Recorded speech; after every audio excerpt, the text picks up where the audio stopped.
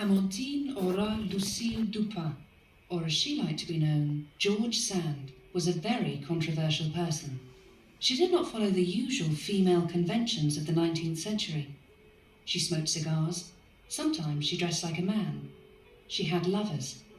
She wrote romantic novels, plays, criticism and essays.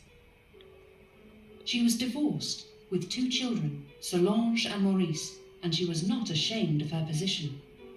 Even worse, she was a socialist who fought for the rights of women.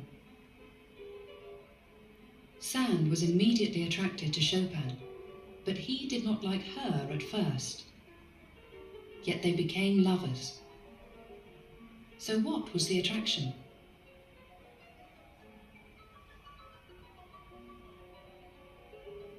Despite the charms of Parisian life, Chopin was lonely. 6 years older than Chopin, George Sand provided the attention and conditions he so desperately needed. During the winter of 1838 to 1839, Sand became concerned for both her son's and Chopin's health. She organized an escape for Chopin, Maurice and Solange to Palma de Mallorca. But as the winter turned colder, Chopin's health grew worse. He developed a cough, and because of local law and the islanders being afraid of catching a contagious illness, Chopin was forced to leave Palma de Mallorca. They retreated to a Carthusian monastery on top of a hill in Valdemossa.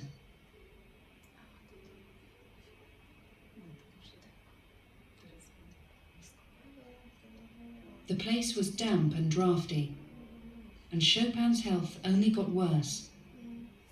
Doctors diagnosed tuberculosis.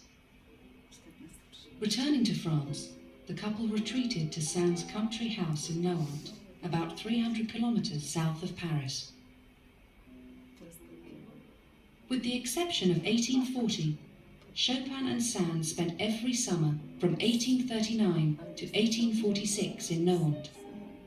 There, Chopin could focus on composing, and George Sand on her writing.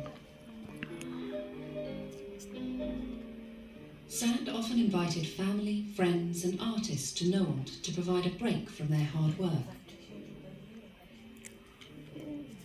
Sadly though, the relationship between Sand and Chopin did not last. Chopin's declining health put a terrible strain on the couple, as did arguments with Sand and her children. And then, once again, Chopin was alone.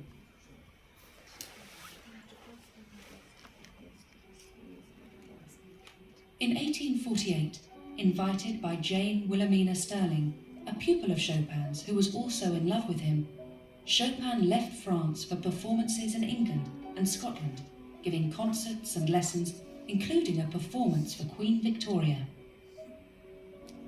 But boredom, exhausting performances and the climate soon defeated him. Giving a last concert for veterans of the Polish November uprising at London's Guildhall, he packed his bags and returned to Paris. It was 1848, and his ability to compose was almost gone.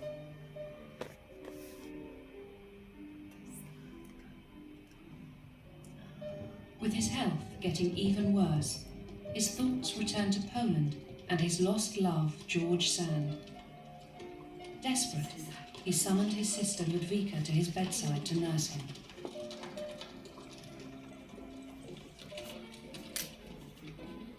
Confined to his apartment, friends and pupils called to say goodbye, while Ludwika took care of his affairs. Chopin gave instructions that his unfinished manuscript should be destroyed and asked for Mozart's Requiem to be played at his funeral. But above all else, Poland was in his thoughts. Somehow he must return. Chopin died between 2 and 4 a.m. on the 17th of October 1849, at the age of 39. He was buried in Père Lachaise Cemetery in Paris on the 30th of October. But by then, a casket was on its way to Warsaw. His heart, at least, was going home. Entombed within this pillar in the Holy Cross Church on Krakowskie Przedmieście, a plaque proclaims the return of Poland's beloved son. It reads, "For wherever your treasure is, there will be your heart also."